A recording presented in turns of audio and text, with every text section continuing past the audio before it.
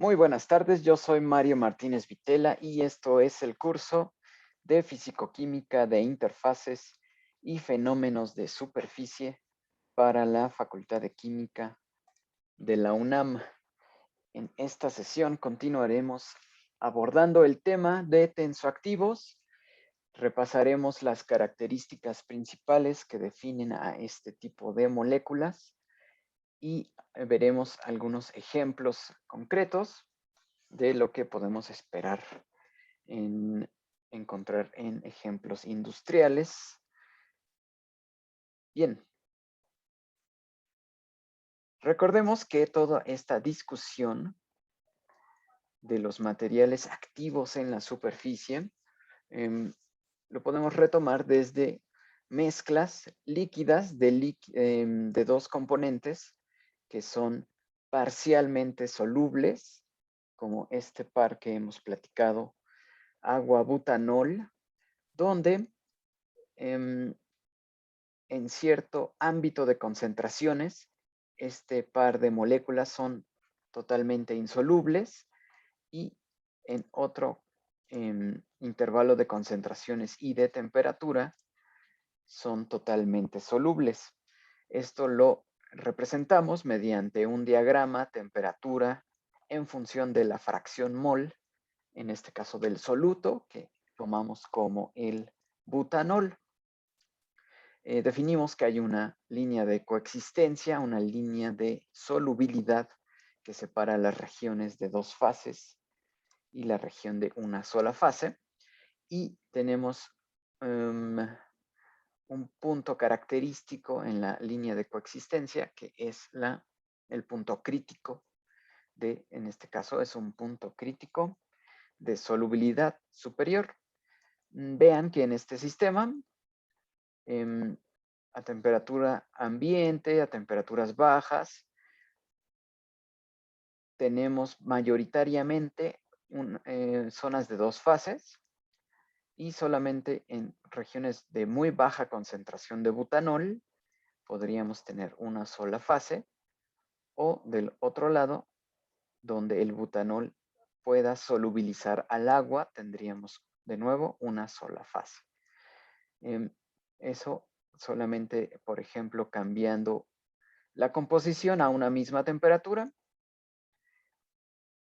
Si queremos, por ejemplo, fijar una composición de este sistema, por ejemplo, en 0.2 en fracción mol de butanol, tendríamos que calentar el sistema y hasta alcanzar y superar 120 grados Celsius, tendríamos de nuevo una sola fase. ¿Ok? Una sola fase para este sistema con esta composición 0.2. ¿De acuerdo? Bien, y también recuerden que el soluto está determinando la forma de este domo de solubilidad. Si cambiamos ahora el butanol por el ácido isobutírico, que es este sistema que está abajo, vemos que ahora la región de una sola fase es accesible a temperaturas mucho más bajas para este par agua-ácido isobutírico, donde agregamos un oxígeno al soluto. ¿Okay? Vean que ahora la región de dos fases está contenida solamente debajo de los 30 grados Celsius. Y fuera de él hay una región mucho mayor para alcanzar una sola fase. También vimos que hay maneras de monitorear o de estar siguiendo qué tan lejos estamos del punto crítico, en este caso del ácido isobutírico y agua, es un punto crítico de solubilidad superior, ¿okay? Y vean que está entre 30 y 25 grados Celsius. Por arriba de los 25, 26 grados, vean que los sistemas binarios se encuentran en una sola fase. A lo largo de todas estos sistemas, que son de una sola fase, está cambiando el contenido de agua y de ácido. De este lado izquierdo, es rico en agua y de este lado derecho es rico en el ácido isobutírico. Debajo del punto crítico, dentro de la línea de este domo, del domo de solubilidad, tendremos dos fases declaradas y cada una de ellas, esas fases, contiene cierta cantidad de agua y cierta cantidad de ácido isobutírico. ¿Okay? Y vean, aquí tenemos un experimento donde tenemos un sistema a una temperatura inicial por encima del punto crítico. Por ejemplo, este sistema que encierro en un círculo, tendríamos esa temperatura en ese sistema y dejamos que se enfríe a la temperatura ambiente, que es menor de 25 grados. O sea, es un cuarto un poco frío. Así, dejamos que se enfríe y hacemos pasar un láser en la frecuencia del rojo.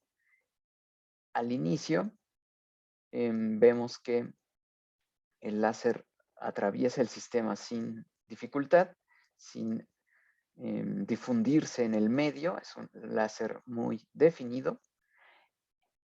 Y ahora, al aproximarnos al punto crítico, es decir, bajando de una temperatura y vamos a atravesar al punto crítico, el láser empieza a difuminarse y la apariencia del sistema comienza a cambiar, ya que estamos ingresando a un régimen de dos fases líquidas. Es decir, ahora hay microgotas. Esta opalescencia que observamos son microgotas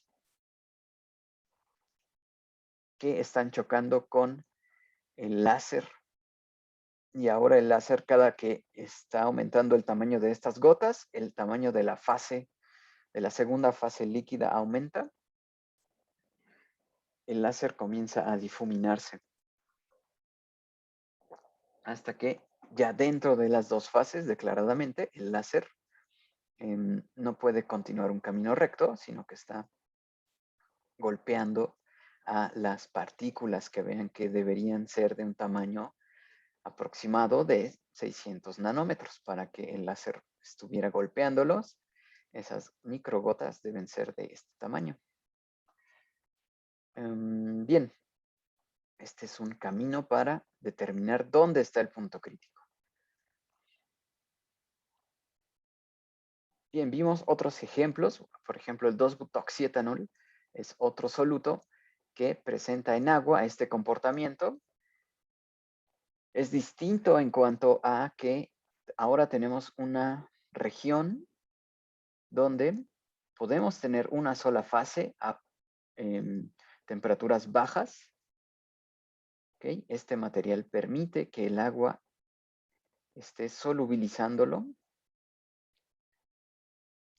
y después entra de nuevo a este domo, que ahora vean es una isla de insolubilidad. No hay muchos sistemas que presenten este comportamiento. Uno de ellos es el 2-butoxietanol.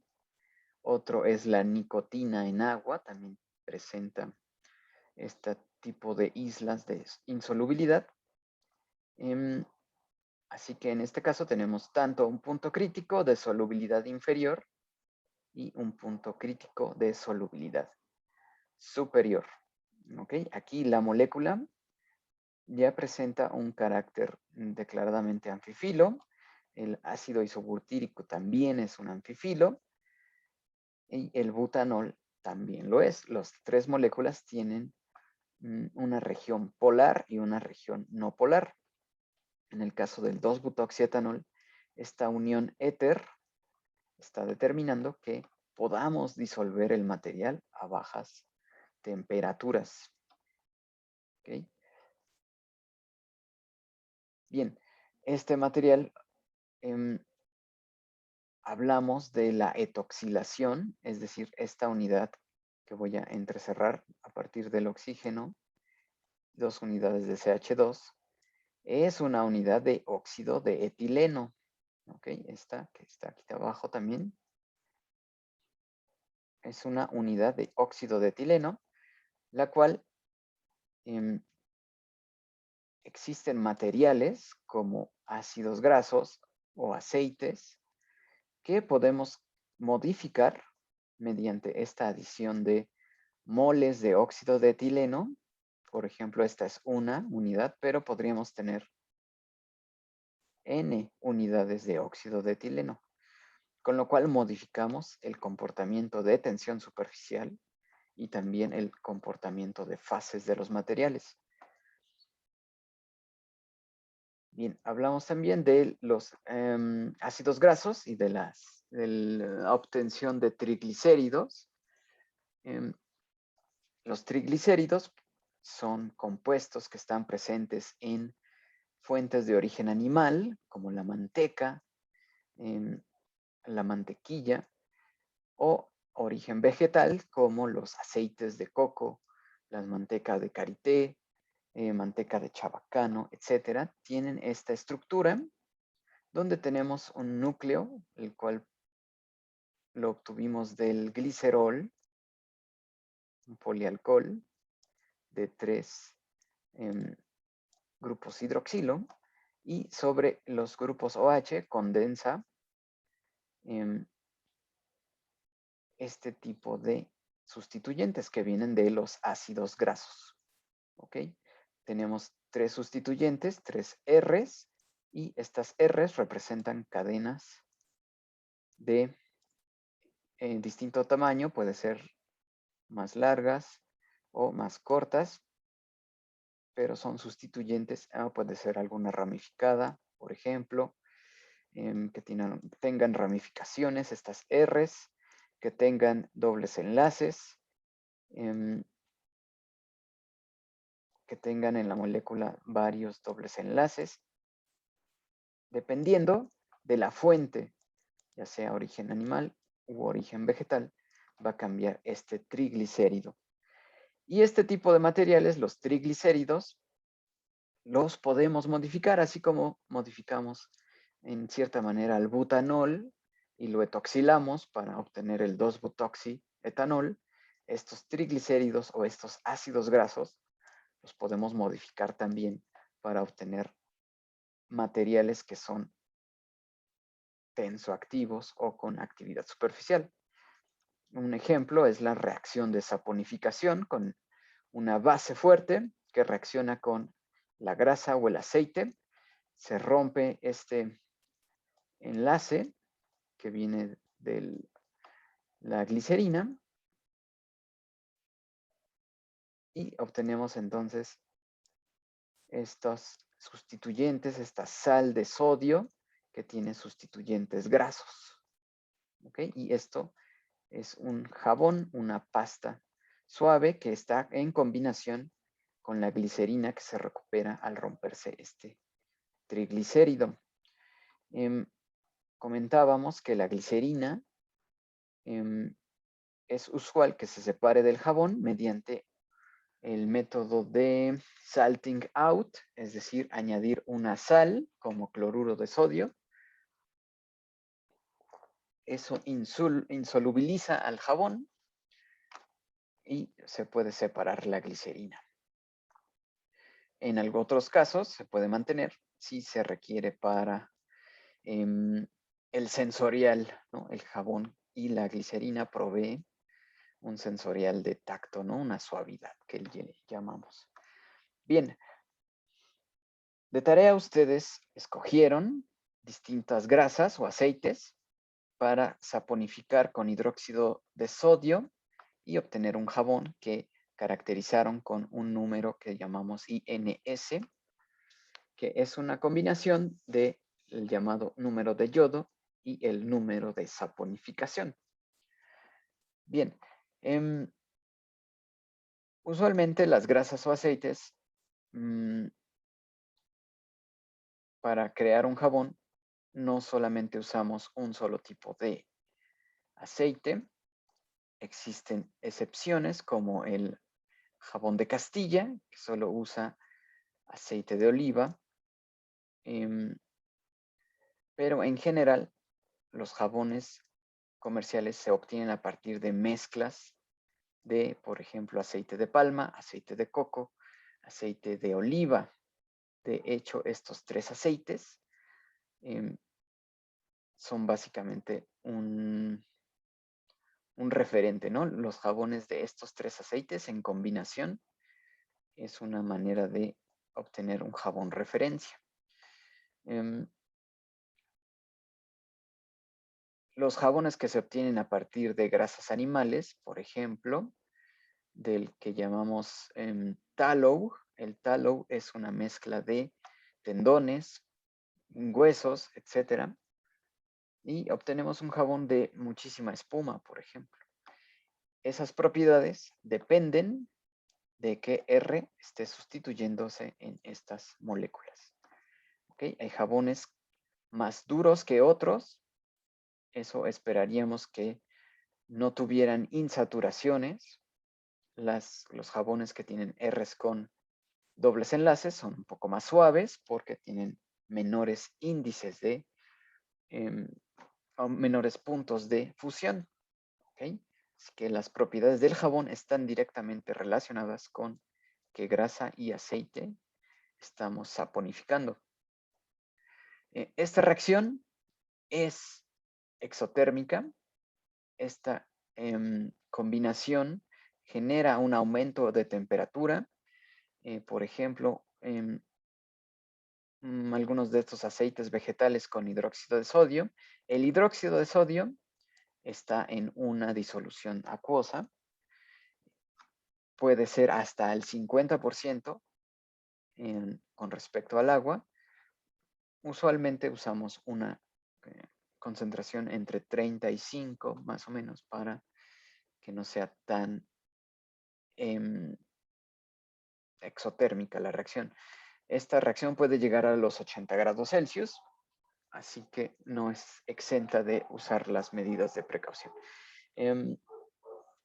Si no usamos ninguna fuente de calor externa, esto sería una saponificación en frío y se obtendría un tipo de pasta.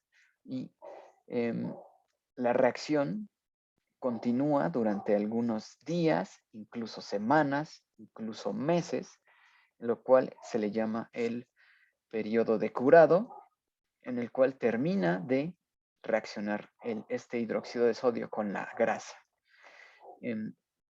Si se utiliza antes, si utilizan el jabón directo de que terminan de mezclarlo, es una sustancia altamente básica, casi 12 en pH, así que es un compuesto que no se puede utilizar todavía. Ahora, si hacemos que esto, si nosotros le agregamos calor, aparte del que libera la reacción, tendríamos una saponificación en caliente y eso va a modificar las propiedades del jabón.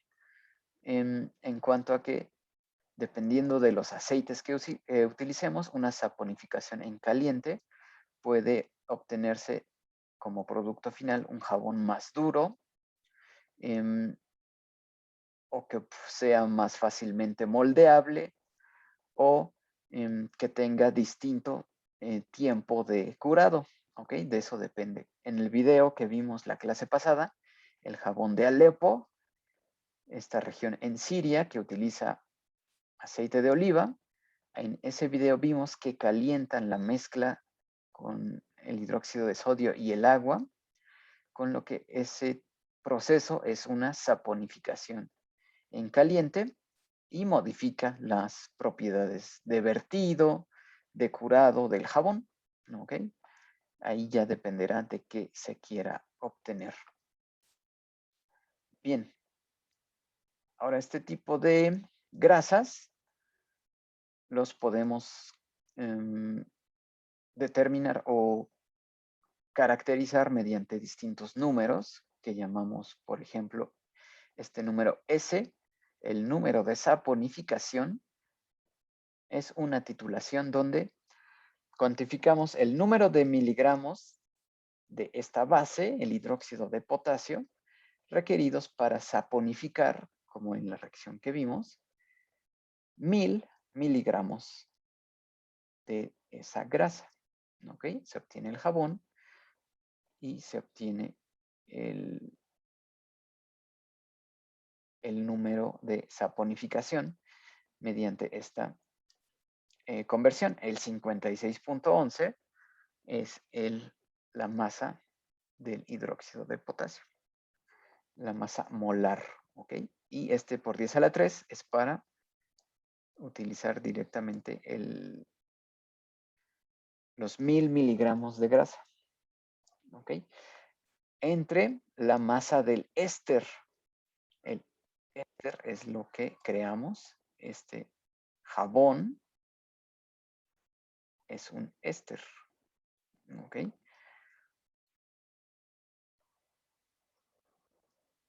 Bien, el otro número que podemos usar para caracterizar esta materia prima es el número de ácido.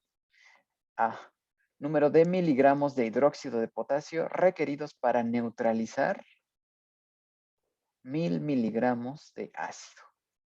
¿Okay? Este ácido, pues es el que obtenemos de los sustituyentes en los triglicéridos que conforman nuestra materia prima, lo que estemos utilizando de grasa o aceite. ¿Okay? Y es 56.11, como la masa molar del hidróxido lo indica, por 10 a la 3, como indica neutralizar 1000 miligramos, entre la masa molar del ácido que estamos neutralizando. ¿Ok? Bien. Los aceites. Profe, entonces, ¿el 10 a la 3 es lo que corresponde a los 1000 miligramos? Sí, para usar directamente miligramos y no hacer conversión a gramos, por ejemplo, se pone por 10 a la 3. Ok. Sí. Vamos a hacer varios ejemplos en la clase siguiente de obtención de número de saponificación y de número de ácido. Vean que el número de saponificación aquí solo está definido en el caso de que tengamos como materia en un éster, ¿ok?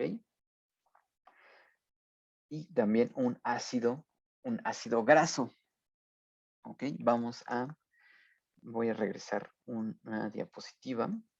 Vean que aquí, este es el éster, ¿ok?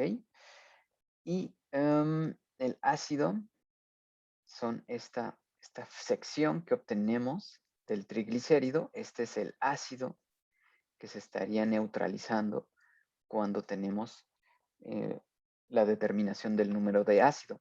¿Ok?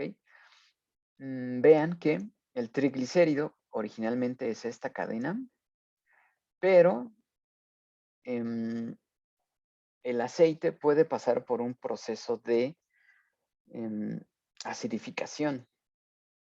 ¿De acuerdo? En un lenguaje coloquial le decimos que se arrancia un aceite.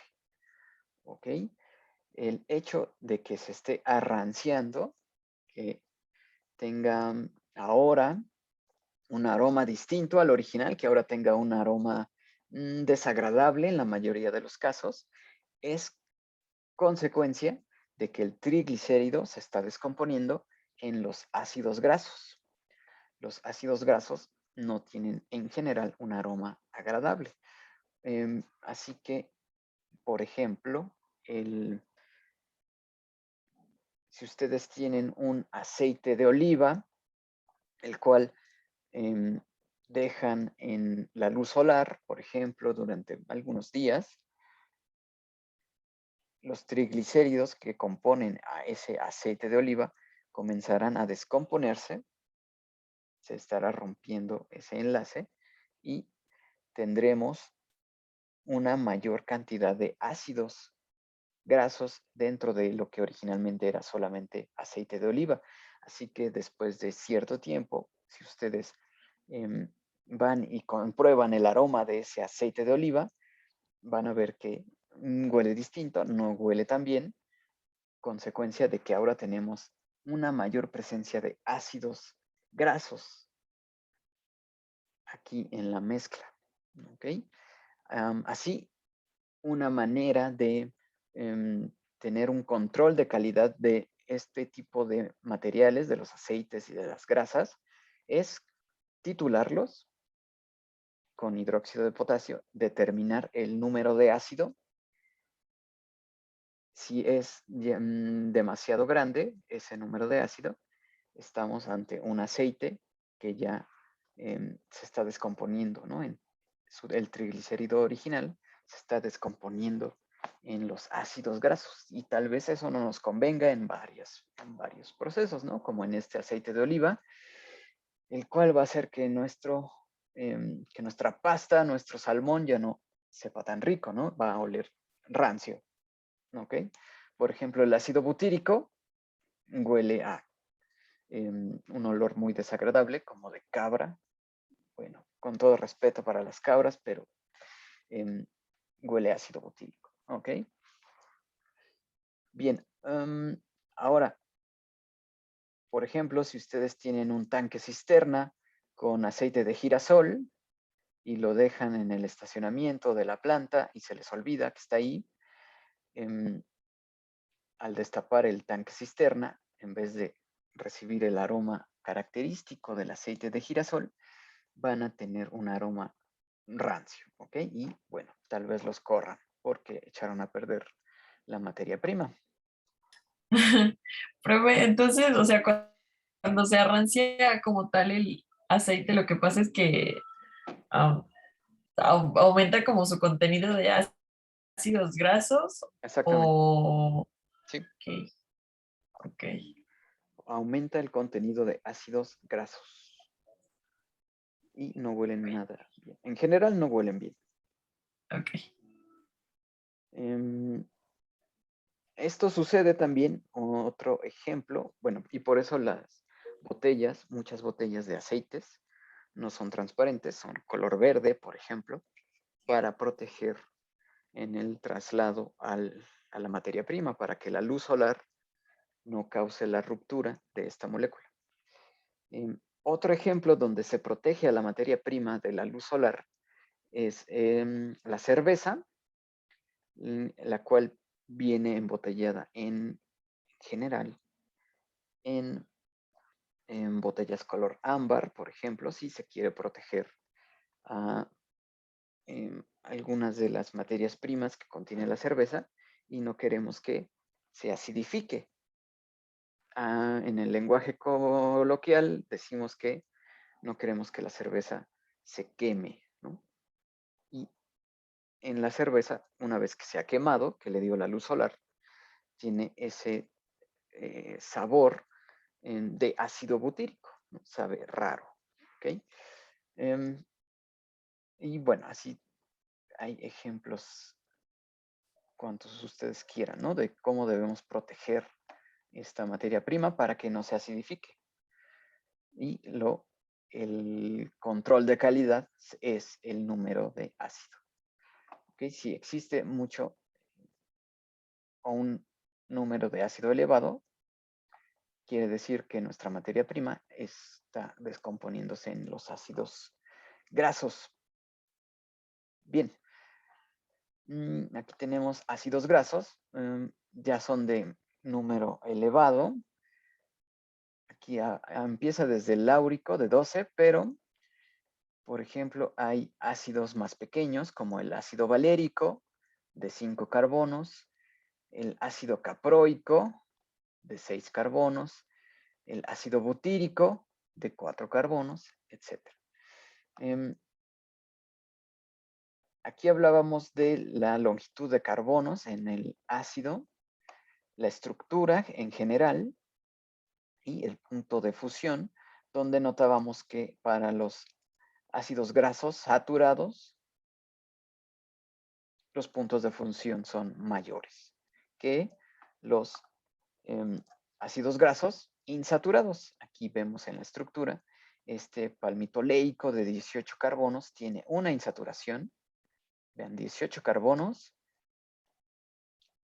y tiene un punto de fusión de 32 grados Celsius. Comparemos con el saturado de 18 carbonos, el esteárico, de un punto de fusión de 70 grados Celsius. Una sola insaturación causó la caída del punto de fusión casi la mitad. ¿Por qué? Porque esta insaturación causa que en el caso de los saturados, las cadenas se pueden acomodar en un arreglo muy compacto, alta densidad, alto punto de fusión. En cambio, los insaturados pueden tener arreglos un poco más flexibles, donde hay más espacio debido a este cambio en la orientación que provoca la insaturación. ¿De acuerdo?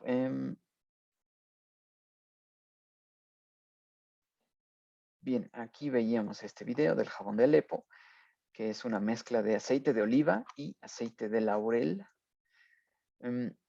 También podemos comentar que los aceites los podemos dividir entre los aceites saponificables, que van a constituir la mayoría del producto, como son los que comentamos, palma, coco, oliva, etc. Y los aceites emolientes, que van en mucho menor proporción, pero queremos que estén presentes en el producto para que nos den algún sensorial específico, ¿no? Como el aceite de argán, alguna manteca de karité, ¿no? Que en general son que buscan un sensorial en el producto. Bien, aquí está. En este caso, jabón de Alepo, aceite de oliva y aceite de laurel no separan la glicerina, sino que la mantienen en el producto. Y en general, los jabones que se les quita la glicerina, podríamos esperar que se usen para aplicaciones como la lavandería, como el jabón Sote, etc.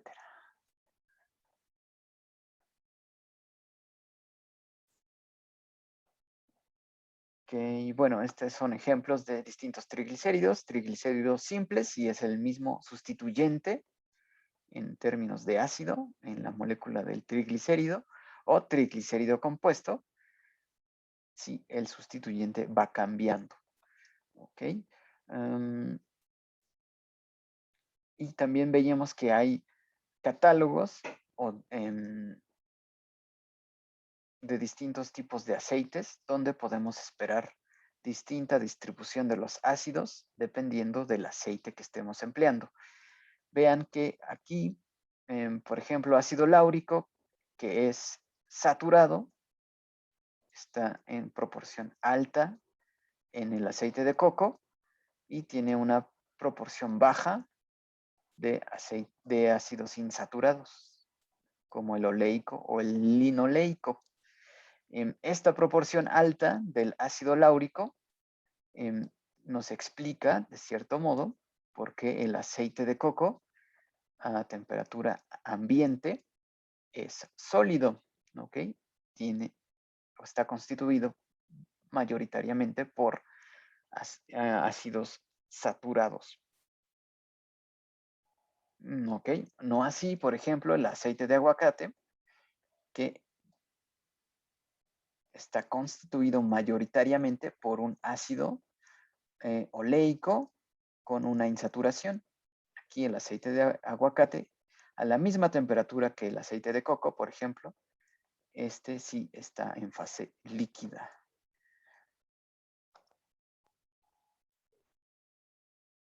Ok. Bien, dependiendo de la fuente, vamos a tener distintas distribuciones de los ácidos. Y si los saponificamos, vamos a tener distintas propiedades de espumación, de dureza, de detergencia. Aquí veíamos ejemplos de grasas distintas, aceites vegetales. Vean cómo la tendencia es que los aceites tengan más ácidos insaturados, los aceites vegetales, y los aceites de fuente animal no estén más del lado de los saturados. ¿Okay? Bien, vimos algunos ejemplos de lo que es los ácidos omegas Este es un omega 3, ya que contando desde la cadena, el carbón alfa es el primero después del grupo carboxilo y contamos los carbonos hasta el carbón omega, el último de la cadena. Así contando desde el carbón omega, 1, 2 y 3, aquí está la insaturación, es un omega 3. El DHA, que ahora se usa como suplemento alimenticio, también es un omega 3, pero tiene insaturaciones no solo en el omega 3, sino en el 4, 5, 6, en el omega 6, en el 9, es decir, tiene 6 insaturaciones. Con lo cual este ácido esperaríamos que fuera de muy baja densidad con respecto a un ácido saturado que tuviera también 22 carbonos. Bien, y hablamos de regiones hidrofílicas y lipofílicas. En estos tipos de materiales ya empiezan a aparecer las regiones polares y las regiones lipofílicas. En cuanto al carácter que observamos. En las aceites y grasas y ácidos grasos tenemos básicamente cadenas de alquilo. Algunos son ramificados, pero ellos constituyen la región lipofílica. ¿Okay? En el caso del jabón, podemos tener una parte que es más hidrofílica, ¿de acuerdo? Y dependiendo de estas regiones, es que vamos a ir armando a los tensoactivos, los cuales definimos como moléculas de una estructura anfifílica, como lo eran el butanol, el ácido isobutírico, el 2-butoxietanol. Esos tres ejemplos son de estructura anfifílica. Los tensoactivos tienen esa misma arreglo donde una región es afín al agua y otra región es afín al aceite. Y tenemos en competencia dos tendencias, la actividad superficial en medio acuoso, primero podemos hablar de eso, y la solubilidad del material tanto en agua como en aceite. Esta solubilidad y la actividad superficial van a determinar qué aplicación podemos resolver con cada tensoactivo. ¿Ok? No es lo mismo un tensoactivo que necesitemos para un jabón para manos que un tensoactivo que necesitemos para un lavatrastes. O no es lo mismo un tensoactivo que necesitamos para estabilizar una disolución cosmética que para usarlo como lubricante en algún proceso de metalurgia. Bien, y para cuantificarlos vamos a usar los parámetros que ya usamos en los líquidos ordinarios, beta, gamma S y pi máxima. Bien. Este tensoactivo dodesilbenzensulfonato de sodio, o el DBSS, es el tensoactivo que más se consume en el mundo. Por ejemplo, y tiene una apariencia de polvo blanco. Okay, aquí tenemos un sulfonato lineal, o sea, puede ser de esta cadena, puede cambiar, pero la más usual es de 12 carbonos, con un alquilbenceno. ¿Okay? Es un tensoactivo aniónico, es decir, que el carácter anfifílico está del lado del anión. Es decir, aquí el catión, el sodio, no tiene actividad superficial importante. ¿Okay? Podemos dividir este tensoactivo entre la parte de la cabeza, que es la parte del sulfonato, y la parte de la cola, que es hidrofóbica, es toda esta región hidrocarbonada. ¿Okay? Bien, así los tensoactivos los vamos a clasificar de acuerdo a en dónde está la actividad superficial. Si tenemos un tipo no iónico, es decir, no está ionizada la cabeza ni la cola, es un tensoactivo no iónico.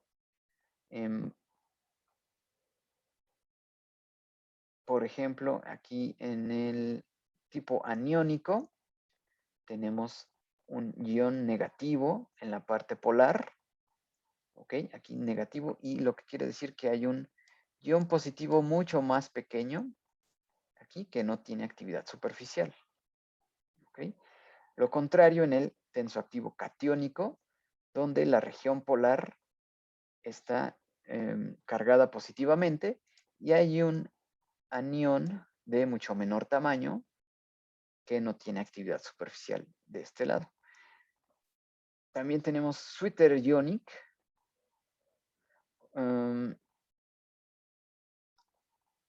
el cual también es un tensoactivo iónico, pero aquí el anión y el catión ambos tienen actividad superficial. ¿Okay? Sweeter es una palabra que viene del alemán, que la entendemos como ambos, ¿ok? O como gemelos. Por eso son los tensoactivos Sweeter Ionic. Vamos a ver algunos ejemplos que ustedes seguramente han escuchado. Bien, tenemos aquí la región, en este ejemplo de tensoactivos aniónicos. De este lado izquierdo está la región no polar, afín a aceites y grasas, incluso al aire también. Y de este lado es afín al agua. Vean que aquí está nuestro viejo conocido. Esta es una unidad de óxido de etileno, ¿ok? Y vean que aquí hay otra unidad de óxido de etileno y una tercera unidad de óxido de etileno. Es decir, esto es un carboxilato etoxilado, ¿ok? De alquil éter. Alquil por la cadena y éter por estas uniones éter que vienen de las moles de óxido de etileno. Este ejemplo tendría 3 moles de óxido de etileno.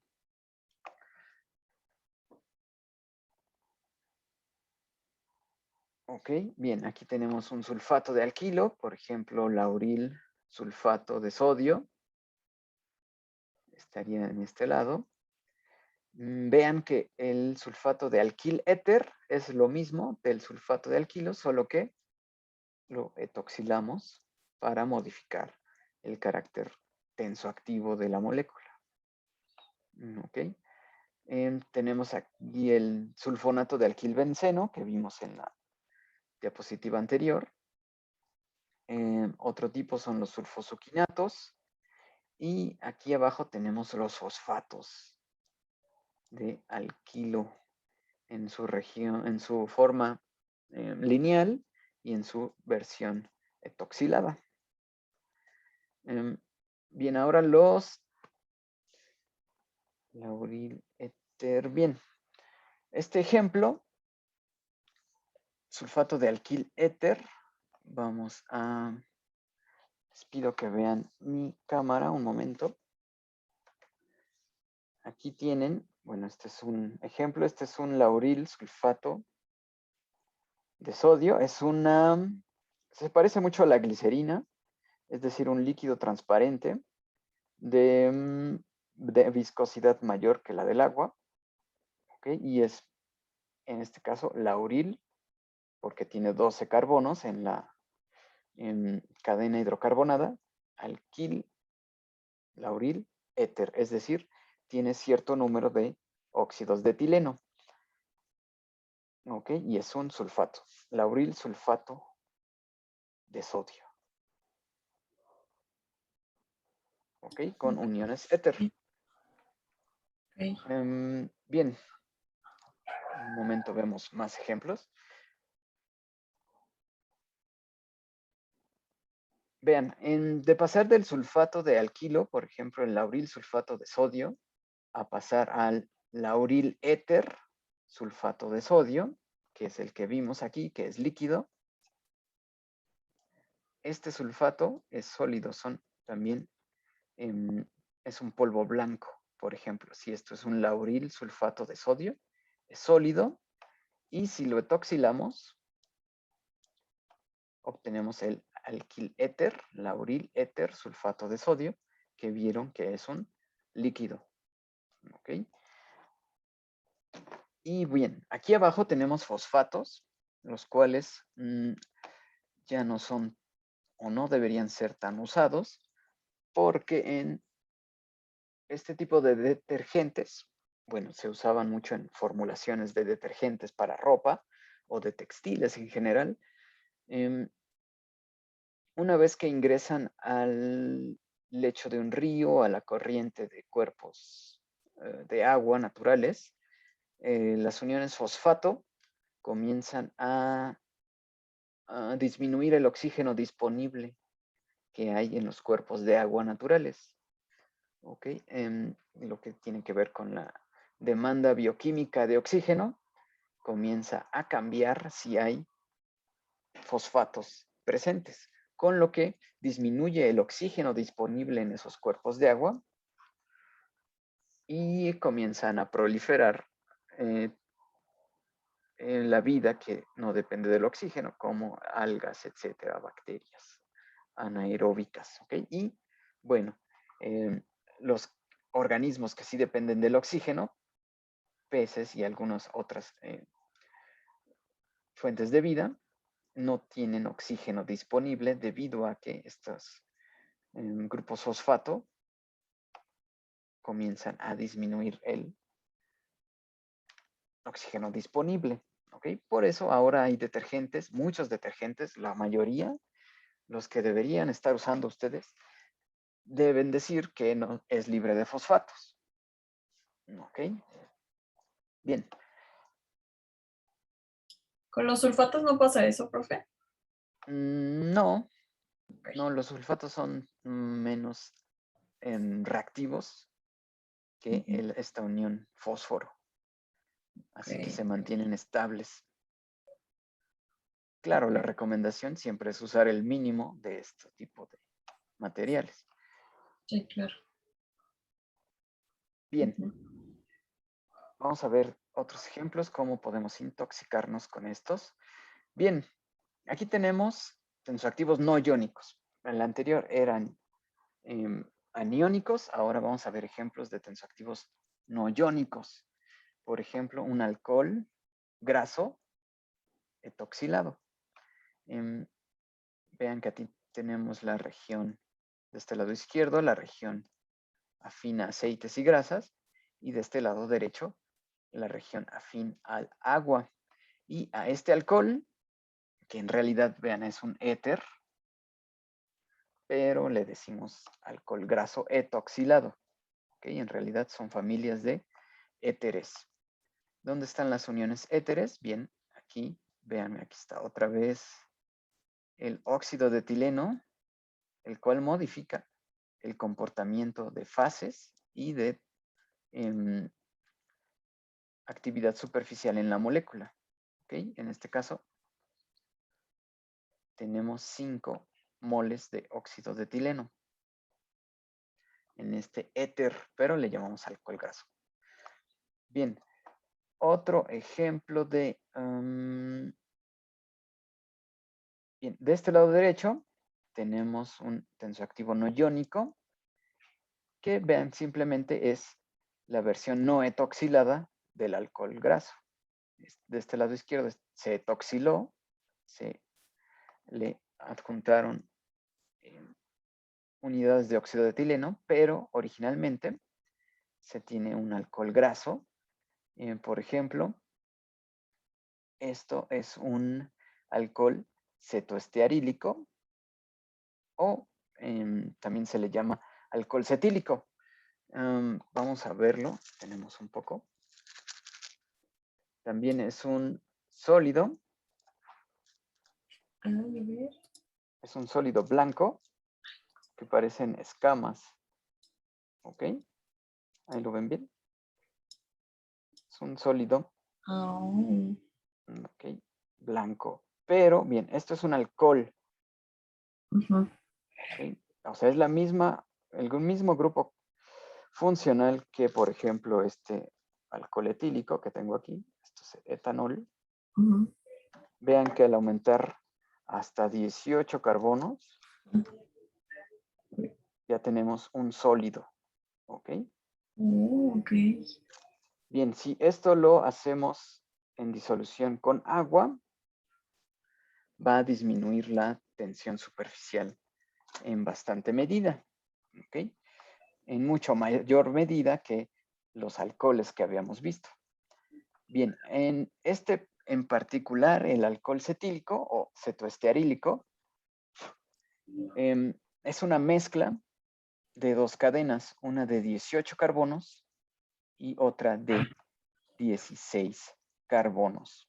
¿Ok? Es una mezcla, no solo tenemos de 18 ni solo tenemos de 16. Es una mezcla de estos dos alcoholes y macroscópicamente vemos un material en forma de escamas.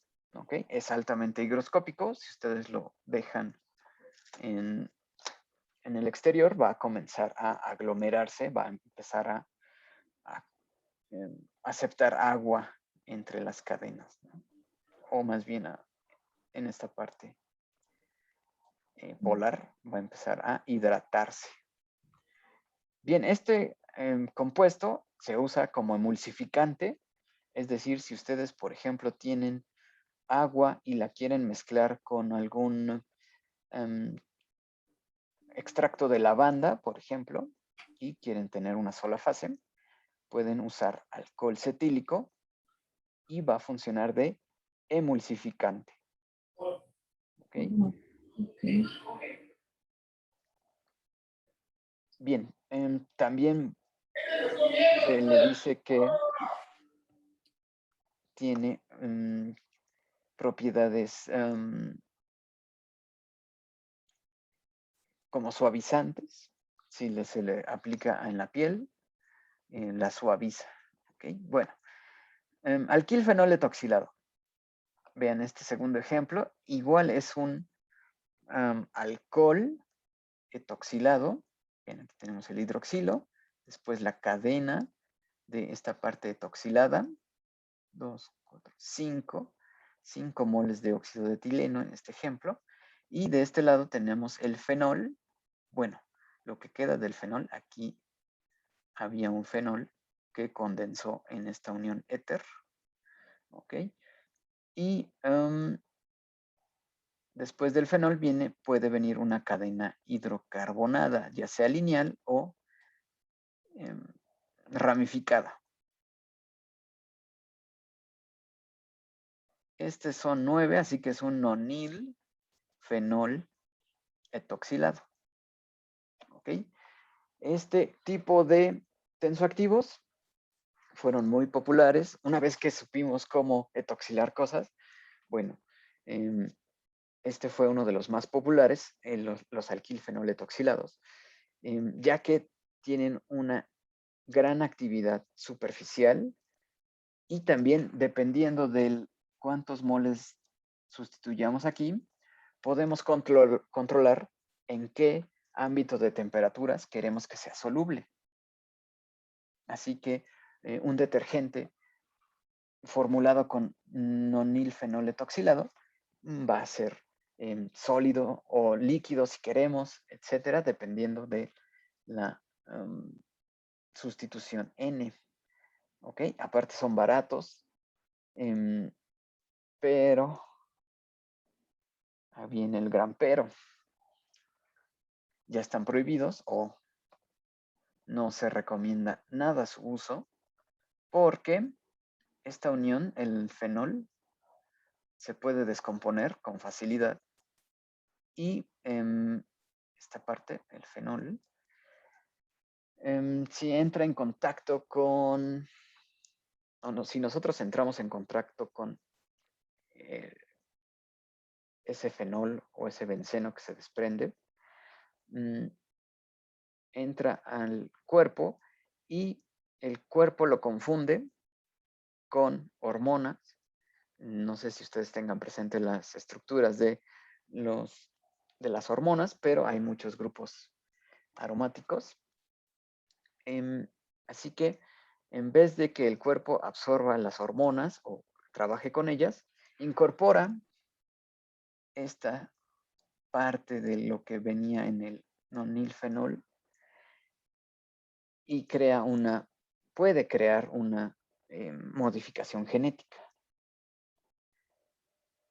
Así, estos materiales están ya clasificados como mutagénicos, crean mutaciones.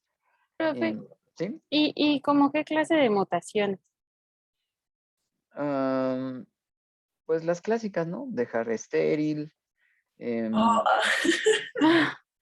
eso me interesa, no es cierto. Sí, ¿no? Para empezar, Ujú. modificaciones en o sea, Qué loco. teratogénico, también teratogénico, viene del griego, es una palabra pues muy descriptiva. Terato significa monstruo Uy, y génico genera monstruos, es decir, crea pues mutaciones muy feas, ¿no? ok. En fetos, Uy, ajá. ¿ok? Profe, ¿y se utilizó por mucho tiempo este? Sí, Uh, mucho tiempo. Es más, no creo que esté totalmente excluido de la industria porque es muy oh, barato, Dios. es muy barato. Y bueno, en Eh, Europa fue donde primeramente ya se dijo no más con el nonilfenol, pero aquí nos tardamos un poco más, entonces lo usamos mucho más tiempo. Ok, así que Gracias, ahora, profe. de nada, ahora hay, pues durante, no sé, las últimas 2 décadas ha habido mucho esfuerzo para encontrar alternativas a este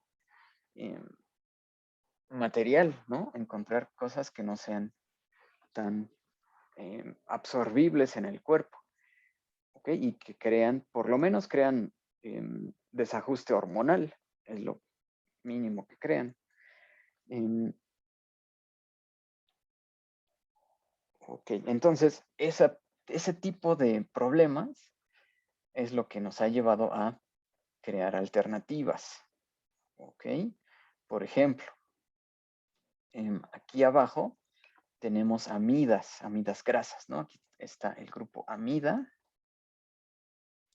y también está etoxilada.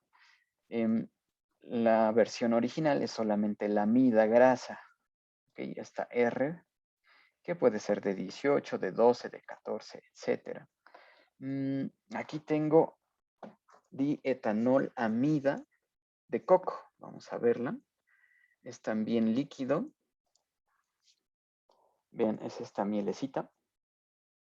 Esto es dietanol, es decir, en la amida hay 2 sustituyentes de etanol. Y coco, es decir, que el coco principalmente, creo que era oleico lo que tenía. Bueno, ahorita vemos que tenía el coco principalmente, pero bueno, es una mielecita. Esto es un tensoactivo muy popular ahora porque es una alternativa más segura para los nonilfenoletoxilados. ¿Ok? Esto se usa mucho para jabón de manos. Si ustedes van y chismean en el grupo de ingredientes de su escudo o de su dial o lo que sea, es muy probable que encuentren que hay algún tipo de amida grasa. ¿Ok? También nos sirve para disminuir la tensión superficial del agua y no crea los problemas que este amigo, ¿verdad? Bien.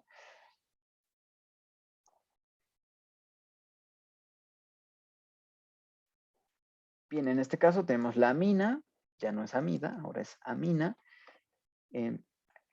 Esto tiene 2 cadenas etoxiladas y esto también es muy común encontrarlo en jabones para mano. Es un componente pues noble, digamos.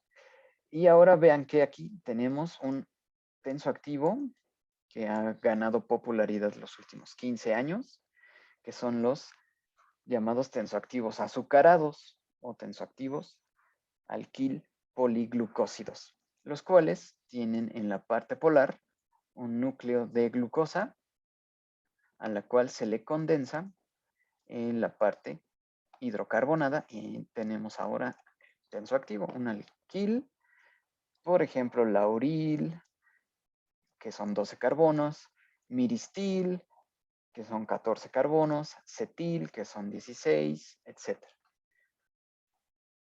Y al ser basados en la glucosa, pues son más amistosos con los organismos y se les llama tensoactivos azucarados. Por ejemplo, la compañía BASF, tiene un gran catálogo de tensoactivos azucarados y pues los ha impulsado bastante, ¿no?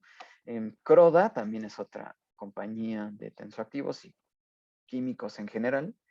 Croda también tiene un gran catálogo de alquilpoliglucósidos y tienen la ventaja que esta cadena hidrocarbonada no viene del petróleo, sino puede venir de aceite de coco reciclado, de algún bosque controlado y sustentable, ¿no? Lo que les quieran vender. Bien. Otro tensoactivo no iónico muy popular, que ustedes ya se han comido muchas veces, son los alcanoatos de sorbitán.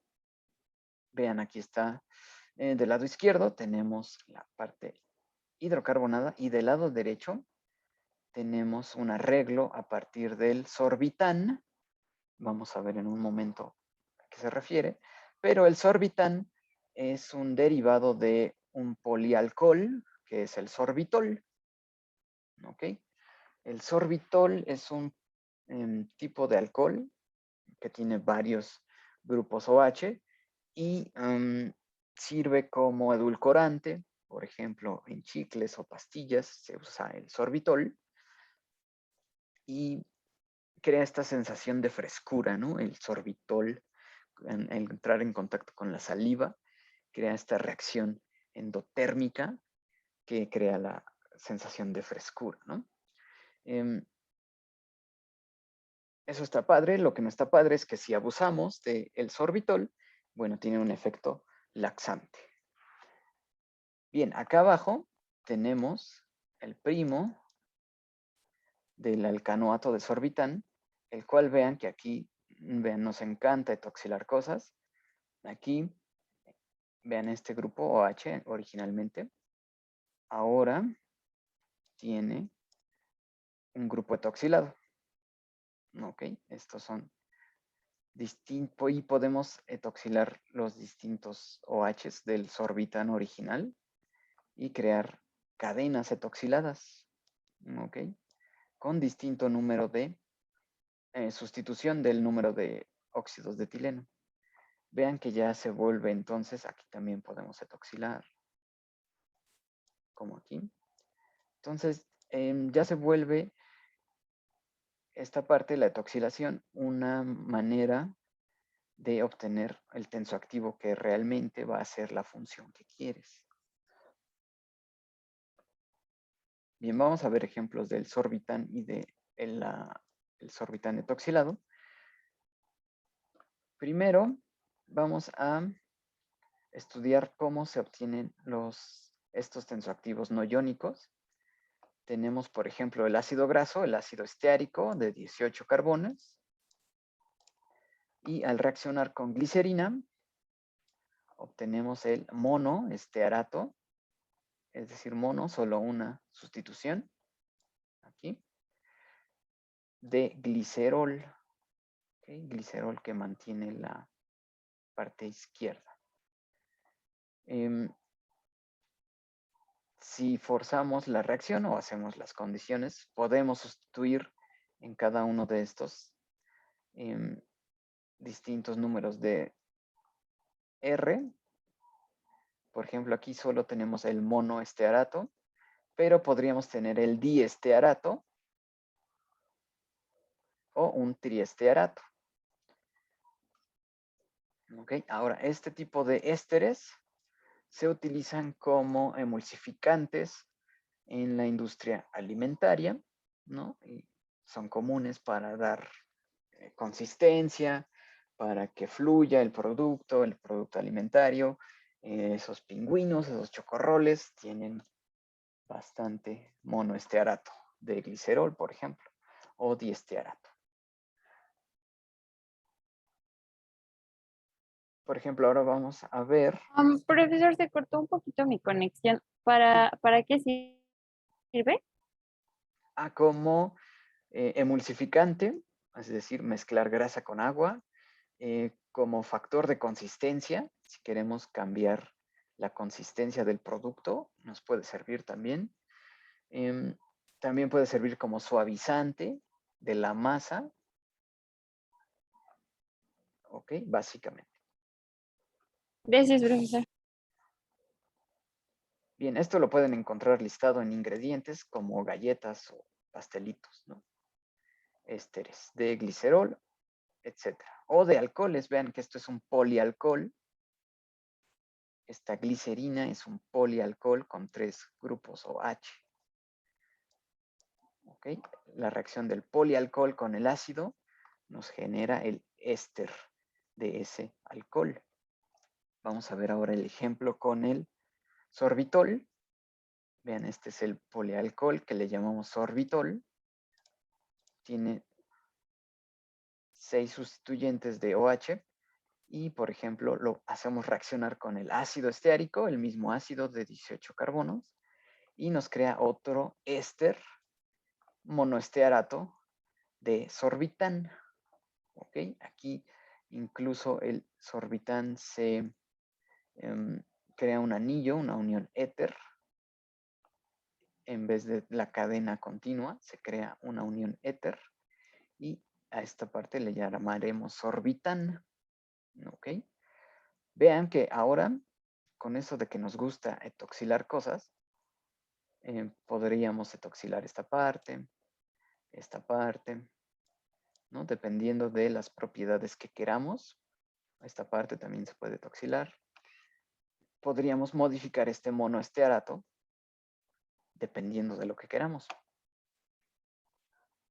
Por ejemplo, en este tipo de materiales no se les llama así monoestearato de sorbitán, se les llama SPANes. Pues, SPAN es esta clase de materiales. Vean que aquí en vez de monoestearato usamos un ácido láurico y es el monolaurato de sorbitán, SPAN 20. Dependiendo de la cadena que se usa, podemos tener SPAN 20, SPAN 40, SPAN 60, SPAN 80 y son materiales muy usados en la industria alimentaria, en la industria cosmética, porque nos sirven como suavizantes del producto, es decir, que no sea un producto duro, sino que tenga un menor punto de fusión, o que nos sirva para emulsificar agua con aceite, alcohol con aceite, etc. Vean, aquí tenemos entonces el monolaurato, 12 carbonos, de sorbitán. Usamos un polialcohol, que es el sorbitol, para obtener este éster. Así que vamos a ver la versión etoxilada de esto. Es el monolaurato de sorbitán, es lo mismo, pero ahora le inyectamos o hacemos que reaccione con óxido de etileno hasta obtener 20 moles de óxido de etileno. Vean que ahora tenemos distintos puntos donde se etoxiló. Ok. Y en cada una de estas sustituciones podemos tener distinto número de sustitución, etoxilada, tal que la suma de ellos nos esté dando 20 moles de óxido de etileno. Es decir, esta es la versión etoxilada del éster del polialcohol. Este tipo de materiales ya no se llaman SPAN, sino se llaman Twin. Twin 20, por ejemplo, pero también hay Twin 40, Twin 60, Twin 80, de que depende del número de sustituciones que tenga este tensoactivo. ¿Ok? Los Twin 20, tenía uno aquí, pero lo presté malamente. Pero en general se ve como una disolución lechosa. ¿Ok? Y en lugares que venden tensoactivos se le llama emulsificante, ¿no? Si ustedes piden emulsificante, así en general, es muy probable que sea Twin 20. ¿Ok? Y se usa, por ejemplo, en estas pomadas para el pelo, para crema para peinar, usan Twin 20 como tensoactivo, como emulsificante. Bueno, vamos a dejarlo hasta aquí. Ven que apenas llegamos a los no iónicos, pero es una familia inmensa de tensoactivos y vamos a continuar la siguiente sesión hablando de los tensoactivos catiónicos y también de los zwitterionics. Ok, y hoy después, esa misma sesión, el lunes, vamos a hablar de cómo se comportan en disolución acuosa y cómo la tensión superficial nos va a ayudar a determinar qué tensoactivo necesitamos para cierta aplicación. ¿De acuerdo? Bueno, Vale. así que, bueno, les deseo un buen resto de semana. Nos vemos el próximo lunes. Muy bien. Gracias, profe. Ok, Gracias, profe. Vale, hasta luego. ok, aléjense de los nonilfenoles. Sí, profe. Nos vemos.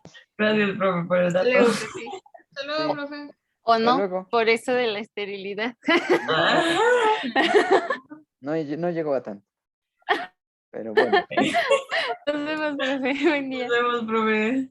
Buen día, bye. hasta luego.